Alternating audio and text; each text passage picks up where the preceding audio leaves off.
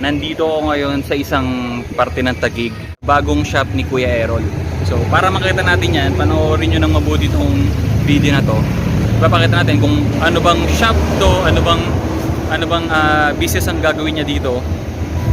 Kasi ngayon ay ang kanyang soft opening. And at the same time, ngayon na rin siyang papablessing ng shop niya. So panoorin nyo guys.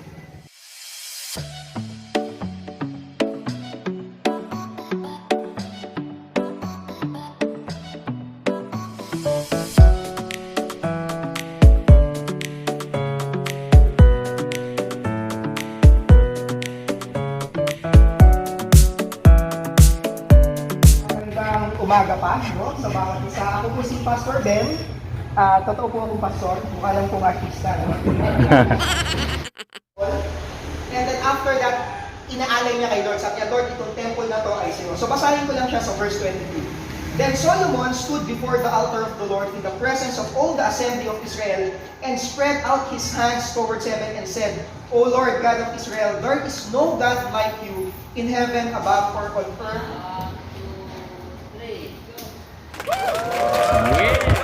Congrats, congrats.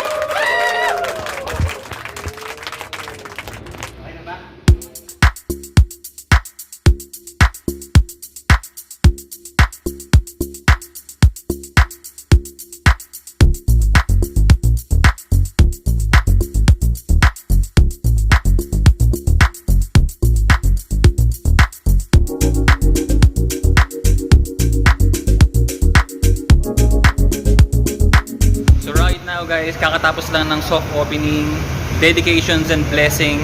At the same time, natapos na rin yung lunch dito sa shop ng ating kaibigan ni si Coach Errol malapit. So, ngayon tatawagin ko si Errol para interviewin siya lang sa sandali. And ano-ano ba yung mga services na ino-offer ng Eagles 4x4 Offroad? Here we go guys, kasama ko ngayon si Kuya Errol. And right now bro, sabihin natin sa kanila kung ano ba yung mga ino-offer na service ng Eagles 4x4 Offroad. Mga lift, mga mugs, suspension, mga steel bumpers, snorkel, mga wing pang off-road, at saka mga lights.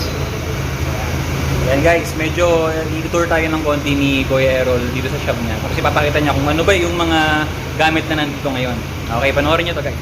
Ayan. So ano yan bro? Fuel Mugs, tsaka mga monster yung pumps pa rin.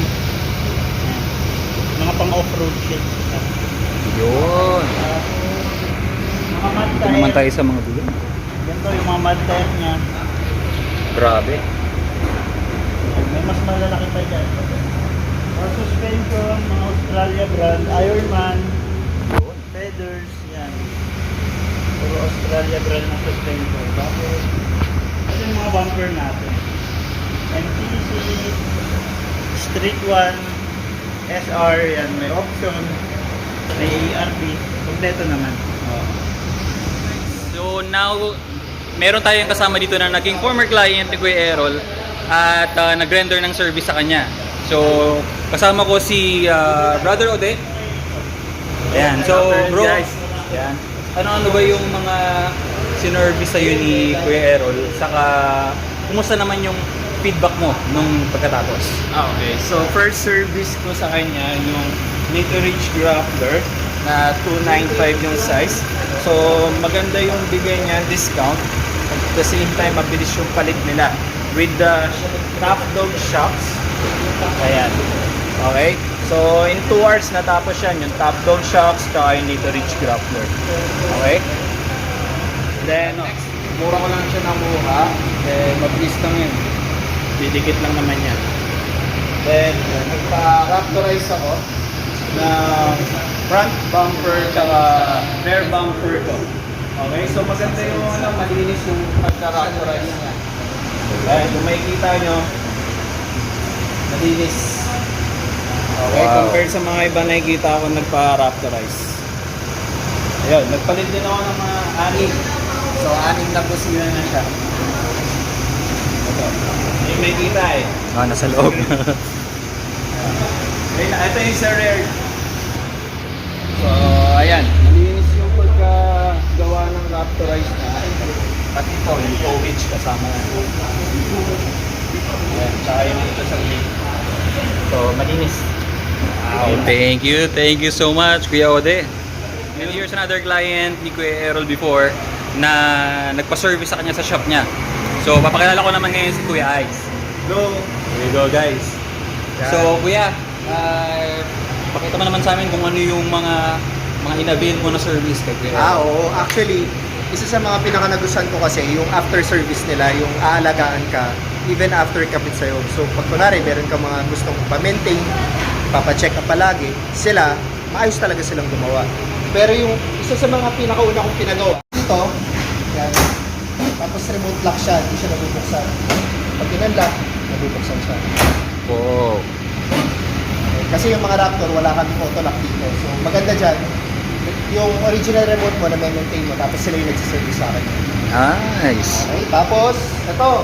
So, syempre, since malaki yung gulong ko, sila din yung nag-lift sa akin. So, binigyan nila ako ng non-load na king spring. Ito yung dilaw na yan. Ayun. Ang maganda dyan, maayos talaga gawa nila. Walang extra tabas, walang parang madadamage na ibang parts. Kung ano yung pinagawa mo talaga, malinis nilang ginagawa. Kaya, Nice. quality, palagi akong pumabalik sa kanila para magpa-maintain din.